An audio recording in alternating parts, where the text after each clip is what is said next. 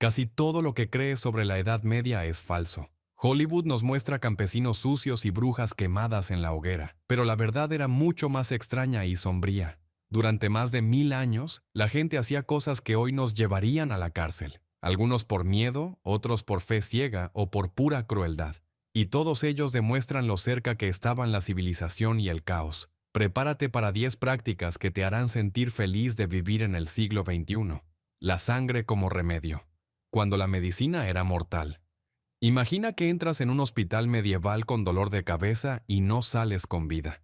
Durante más de 700 años, la respuesta estándar de los médicos a casi cualquier dolencia era sangrar al paciente hasta que mejorara o muriera. No era una práctica de curanderos de pueblo. Los médicos universitarios de Francia, Italia e Inglaterra lo enseñaban en prestigiosas escuelas. Se basaba en la antigua doctrina de los 4 fluidos corporales: sangre, flema, bilis amarilla y bilis negra. Si había demasiada sangre en el cuerpo, la solución era sencilla: se dejaba salir. Para ello, se cortaba una vena, se aplicaban sanguijuelas o se succionaba la sangre de la piel con vasos calientes. Los pacientes veían cómo su energía vital goteaba en cuencos, mientras los médicos asentían satisfechos. Lo peor era que a veces parecía funcionar. La fiebre bajaba temporalmente. El paciente se sentía mejor por un momento antes de colapsar. Este resultado engañoso mantuvo vivo el método durante siglos. También se extraía sangre a los más poderosos. El rey Carlos Z de Inglaterra perdió casi 1 litro de sangre durante un derrame cerebral. Murió. George Washington. Sus médicos le extrajeron el 40% de su sangre en un día. Él tampoco murió de la infección, sino de la pérdida de sangre. No fue hasta el siglo XIX cuando se comprendió que la curación exigía más víctimas que las propias enfermedades. Pero hasta entonces, el derramamiento de sangre había costado innumerables vidas en nombre de la ciencia. Las brujas eran el mito de la hoguera medieval. La imagen es conocida. Pueblos medievales en los que campesinos enfurecidos queman a mujeres acusadas de brujería. Pero la verdad es que en la Edad Media apenas hubo quemas de brujas. La gran caza de brujas no comenzó hasta mucho más tarde, a principios de la Edad Moderna. En la Edad Media, la persecución de brujas se consideraba en su mayoría una superstición. En el año 785, la Iglesia declaró oficialmente: quien cree que las mujeres vuelan con el diablo, sigue tonterías paganas.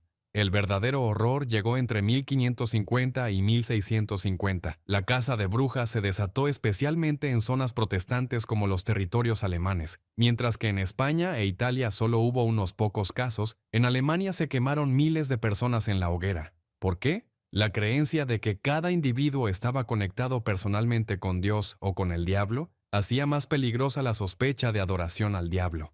El famoso quemador de brujas de Würzburg, el príncipe obispo Julius Ecter, mandó ejecutar a más de 900 personas en pocos años. La ironía es que la imagen de la Edad Media oscura y quemadora de brujas proviene de la propaganda protestante que quería desacreditar el pasado católico. En realidad, la mayoría de las hogueras ardieron cuando la humanidad se consideraba ilustrada. Juicios divinos, donde la tortura servía como prueba. Imagínate que te acusan de un delito. No puedes demostrar tu inocencia, y el tribunal decide que te torturen. Dios ya intervendrá. Bienvenido a los juicios divinos. Desde Inglaterra hasta el Sacro Imperio Romano Germánico, esta fue una práctica habitual entre los siglos IX y XIII. La idea era que, si alguien era inocente, Dios obraría un milagro y lo salvaría. Si no, entonces la culpa quedaba demostrada. Era muy popular el juicio del hierro candente. El acusado debía dar 9 pasos descalzo con una barra de hierro al rojo vivo. Al cabo de 3 días, se examinaban las heridas. ¿Se curaban si era inocente? Si supuraban, era culpable. O el juicio del agua fría. Se ataba al acusado y se le arrojaba al agua.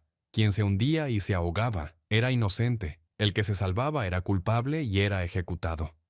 El juicio del agua hirviendo. El acusado debía sacar una piedra del agua hirviendo, sumergiendo la mano hasta la muñeca o el codo, dependiendo de la gravedad del delito. Si la herida se curaba, era una señal divina de inocencia, algo estremecedor. Muchos preferían confesar delitos falsos antes que sufrir tal tortura. Los juicios divinos no eran más que confesiones obtenidas mediante el terror. No fue hasta 1215 cuando la Iglesia retiró al clero de estos procedimientos. Sin sacerdotes, el sistema se derrumbó lentamente. Por fin, animales ante los tribunales. Lo extraño de los animales. En la Edad Media, no solo los seres humanos eran juzgados, también se acusaba, condenaba y ejecutaba a los animales. No era una broma, sino parte integrante del sistema judicial. Desde Francia hasta Suiza, los tribunales juzgaban a cerdos, ratas, ratones e incluso insectos. El caso más famoso tuvo lugar en 1386 en Falla, Francia. Un cerdo había matado a un niño. ¿La solución? El cerdo tuvo un juicio con abogado defensor, juez y jurado. Al final fue ahorcado con forma humana, con pantalones, chaqueta y guantes. También se demandó a ratones. En 1519, en Francia, se acusó a ratones de campo de haber destruido la cosecha. Como los ratones no comparecieron, fueron condenados en ausencia y expulsados de la región. ¿Por qué todo esto? Según las creencias de la época, los animales tenían alma y, por lo tanto, también eran responsables de sus actos. Se consideraba que los animales domésticos, en particular, tenían la obligación moral de comportarse bien. Un cerdo que atacaba a un humano se consideraba un criminal consciente. Los juicios solían ser absurdamente largos. En un caso contra los gorgojos del trigo, el juicio duró años y contó con varios abogados defensores. Estos juicios contra animales no desaparecieron de los ordenamientos jurídicos europeos hasta finales del siglo XVII. La infancia en la Edad Media, el amor con consecuencias mortales. Los padres medievales amaban a sus hijos tanto como los de hoy en día. Sin embargo, muchas de las cosas que hacían eran, por desgracia, mortales. Entre el 20% y el 50% de los niños morían antes de cumplir los 5 años, a menudo por cuidados bien intencionados, pero fatales.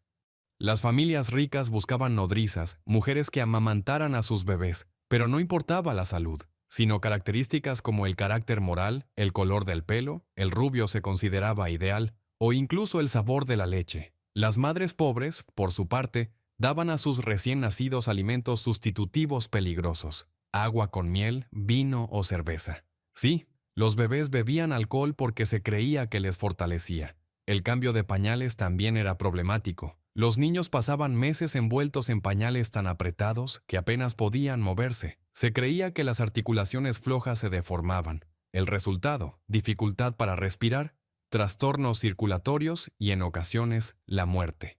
Apenas se bañaban. Se consideraba que el agua era perjudicial para la piel delicada. En su lugar se frotaban con vino. Rara vez se cambiaban los pañales. Se creía que cambiar los pañales con demasiada frecuencia ablandaba a los niños. Y cuando los bebés se enfermaban, a menudo se les administraban jarabes con opio para el dolor de estómago. Muchos morían por sobredosis. Los rituales religiosos agravaban el riesgo. Los niños enfermos eran llevados a ciudades santas y durante el trayecto contraían nuevas enfermedades. No era mala intención, la gente hacía lo que podía, pero con conocimientos erróneos. No fue hasta finales de la Edad Media cuando esto empezó a cambiar poco a poco. La higiene, el cuento de hadas de la Edad Media sucia, la imagen de una Edad Media maloliente y sucia, es un mito. De hecho, la gente de entonces solía estar más limpia de lo que pensamos, hasta que el miedo a la peste lo cambió todo. En la Alta Edad Media, los baños públicos eran algo habitual en ciudades como París, Londres y Nuremberg. No solo eran lugares de aseo, sino también puntos de encuentro con baños de vapor, piscinas de agua caliente y fría y jabón elaborado a partir de cenizas, grasa animal o hierbas. Incluso la gente humilde tenía acceso al jabón. Los monasterios tenían sus propios lavaderos y los monjes debían bañarse con regularidad. Así lo prescribía la regla de San Benito. Pero entonces llegó la peste negra. La peste mató a millones de personas y la gente buscaba explicaciones. Pronto se dijo que bañarse abría los poros y así entraba la enfermedad. Se cerraron los baños públicos, la higiene dio paso al miedo. En lugar de bañarse, la gente prefería cambiarse de ropa a diario. Las camisas limpias se consideraban un signo de decencia. Debían absorber la suciedad. Los ricos se envolvían en telas perfumadas, usaban perfumes y llevaban pequeños recipientes con fragancias, llamados pomander, para enmascarar los olores. La irónica reputación de suciedad de la Edad Media proviene principalmente del Renacimiento y la Edad Moderna, épocas en las que realmente se bañaba menos. Los medievales solían ser mucho más limpios de lo que creemos. Ejecuciones públicas, cuando la muerte era una fiesta popular. En la Edad Media, las ejecuciones no eran solo un castigo, sino grandes acontecimientos. Ciudades enteras acudían en masa, como si se tratara de una feria. Las escuelas cerraban, los mercados, las rutas y los puestos vendían pan, cerveza y salchichas. Los mejores sitios se vendían a precios elevados. Algunos ciudadanos ricos pagaban por un palco con vistas directas al patíbulo. Los métodos eran brutales y estaban diseñados para causar el mayor impacto posible. Ahorcamiento para los ladrones, decapitación para los nobles, quema para los herejes. El destino de los rebeldes era especialmente cruel. William Wallace, el luchador por la libertad escocés, fue ahorcado, destripado, decapitado y descuartizado en 1305 ante un público que lo vitoreaba. La multitud participó activamente. Los criminales populares eran tratados con compasión. Algunos espectadores incluso intentaban salvarlos del castigo. Las figuras odiadas, por el contrario, eran apedreadas y cubiertas de basura. Las ejecuciones se consideraban lecciones de moral. Los padres llevaban a sus hijos para educarlos. Se vendían trozos de la soga del verdugo como amuletos. La ropa de los muertos se subastaba. Solo en la Edad Moderna, cuando cambiaron las ideas sobre la decencia, estos espectáculos desaparecieron poco a poco de la vida cotidiana. Pero durante siglos, la muerte formó parte del entretenimiento popular, el comercio de indulgencias, cuando se podía comprar el cielo. En la Edad Media se podía literalmente comprar la salvación del infierno. El comercio de indulgencias de la Iglesia era la combinación perfecta entre religión y negocio. La idea era que, aunque se perdonaran los pecados, había que expiar su castigo en el purgatorio, pero a cambio de dinero se podían comprar indulgencias y acortar así el tiempo en el más allá, para uno mismo o incluso para los familiares fallecidos. Los precios variaban. Los pecados menores costaban un día de salario, mientras que una indulgencia completa podía costar medio año de sueldo. Los ricos podían, por así decirlo, comprar un plan de pecado, cometer pecados, pagar la indulgencia y seguir viviendo como antes. Especialmente famoso fue el monje dominico Johann Tetzel, que vendía indulgencias en Alemania. Su lema: tan pronto como el dinero suena en la caja, el alma sale del fuego. La Iglesia justificaba este negocio alegando que los ingresos se destinaban a fines sagrados: cruzadas, construcción de iglesias, cuidado de los pobres. En realidad, gran parte se destinaba al lujo y a la política. El comercio de indulgencias se volvió tan descarado que llevó a Martín Lutero a publicar sus 95 tesis. El comienzo de la Reforma, la consecuencia, el fin de la venta del perdón de los pecados a cambio de dinero, el cielo como amenaza, el miedo a las estrellas, los cometas y los eclipses. Lo que hoy nos parecen fascinantes fenómenos naturales, en la Edad Media solían ser motivo de pánico. Cometas, eclipses, auroras polares. Todo se consideraba una señal de Dios y en la mayoría de los casos eran advertencias de guerra, muerte o fin del mundo. Un ejemplo famoso es el cometa de 106. Los normandos lo vieron como una señal divina de su victoria en Hastings, los sajones como un presagio de la ruina, y tenían razón. Los eclipses solares o lunares. Se creía que dragones o demonios devoraban los cuerpos celestes. Los pueblos golpeaban ollas, tocaban campanas y gritaban al cielo con la esperanza de ahuyentar a los monstruos. El miedo era tal que el Papa incluso excomulgó a un cometa en 1456. Se planificaban guerras enteras en función de las estrellas. Los generales utilizaban los fenómenos celestes para desmoralizar a sus enemigos. Sin embargo, también había observadores del cielo muy inteligentes. Las universidades conocían los movimientos de los astros, podían calcular los eclipses, pero el conocimiento se mezclaba con la superstición. Así, los hechos científicos se convirtieron en amenazas celestiales. El juicio por combate, cuando la justicia se decidía en el campo de batalla. En la Edad Media, cuando no se podía resolver una disputa, se solía decir: que luchen los hombres, Dios decidirá. Desde Inglaterra hasta el Sacro Imperio Romano Germánico, el duelo judicial era un recurso legal reconocido. La idea era que el justo prevalecería porque Dios estaba de su lado. Es famoso el duelo de 1386 en Francia. El caballero Jean de Caroux acusó a Jacques Lee de haber violado a su esposa. A falta de pruebas, el rey ordenó el duelo. Miles de personas vieron cómo Caroux mataba a su adversario, la prueba de la inocencia de su esposa. Las reglas eran estrictas. La elección de las armas, la forma de luchar, las oraciones, todo estaba prescrito.